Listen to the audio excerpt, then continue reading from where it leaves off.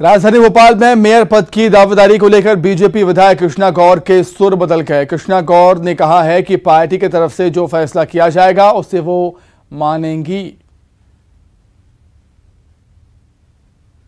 आपकी इच्छा है भावी चुनाव लड़ने की या नहीं?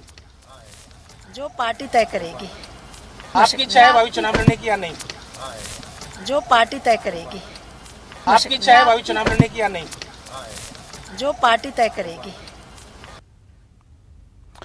इधर निकाय चुनाव से पहले ग्वालियर चंबल में एक बड़ा उलटफेर हो सकता है। भिंड से बीएसपी के विधायक संजीव कुशवाहा बीजेपी में शामिल होंगे। बुधवार को संजीव कुशवाहा बीजेपी का दामन थामेंगे।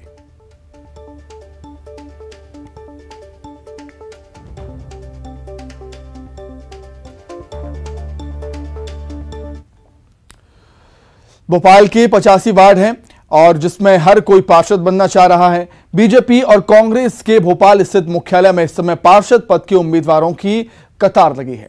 प्रदेश भर से आए कार्यकर्ता अपने लिए और अपने रिश्तेदारों के लिए टिकट मांग रहे हैं। कई कार्यकर्ता टिकट कटने से परेशान हैं। प्रदेश बीजेपी महामंत्री भगवान दास सबनानी ने कहा कि हमारी पार्टी में योग्यता देखकर टिकट दिया जाता है, तो वहीं कांग्रेस नेता जेपी धनौपिया ने कहा है कि पार्षद के टिकट के लिए कई नियम बनाए गए हैं, उन्हीं के आधार पर पार्टी टिकट देगी।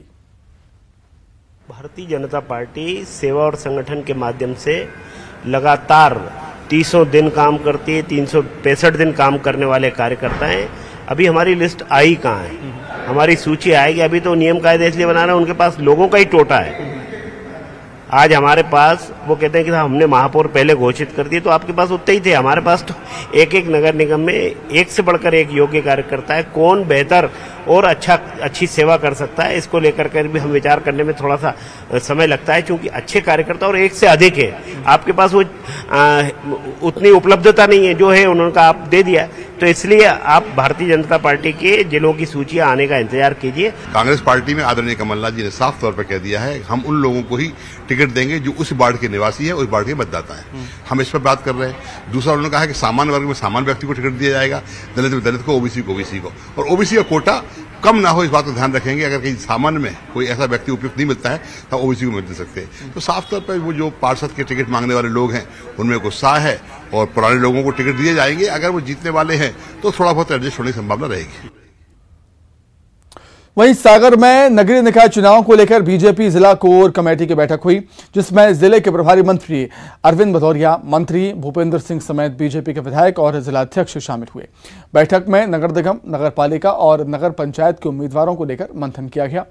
बताया गया कि उम्मीदवारों के नामों पर सहमति बन गई है, जल्द ही घोषणा कर दी जाएगी।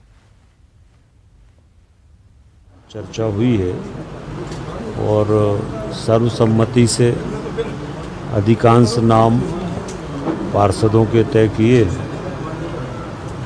कुछ जगह ऐसे हैं जहां पर अभी और चर्चा करना है, उनको होल्ड किया है, पर लगभग 80% नाम तय हो गए हैं और आज कल में उनकी घोषणा हो जाएगी।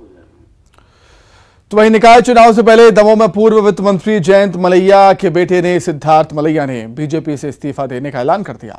प्रेस कॉन्फ्रेंस कर सिद्धार्थ मलैया ने इसकी घोषणा की। सिद्धार्थ मलैया ने कहा कि वो अपना इस्तीफा प्रदेश अध्यक्ष वीडी शर्मा को सौंपेंगे। साथ ही सिद्धार्थ मलैया ने कहा कि करीब 1.5 साल से वो पार्टी छोड़ने का विचार कर रहे थे। सिद्धार्थ मलैया ने कहा कि अब निकाय चुनाव में वो अपने उम्मीदवार चुनावी मैदान में उतारेंगे। पार्टी से जो इस्तीफा त्यागपत्र दिया है वो सोच समझ कर दिया है। पार्टी में मेरे ऐसे सैकड़ों लाखों कार्यकर्ता हैं, तो पार्टी को कोई फ़र्क नहीं पड़ता, पर मुझे ये लगता है कि जो मुझे काम करना है वो पार्टी में अब मेरे लिए वो स्थान नहीं है। जो संकेत मुझे मिलते हैं, ऊपर वाले ने जो संकेत दिए हैं वो ये है कि अब मुझे काम शुरू करना है और अकेले करना है। शायद यही तय था, इसलिए ये घटनाक्रम इस तरह से हुआ। इसलिए इसका कोई दोषी नहीं है, ना मैं दोषी हूँ, ना जिन्होंने निलंबित रखा ना वो दोषी हैं। परिस्थितियाँ ये हैं, हर एक की अपनी नियति है, मेरी ये नियति है। आपके पिताजी मेरे पिता हैं, उनका तो आशीर्वाद रहेगा ही।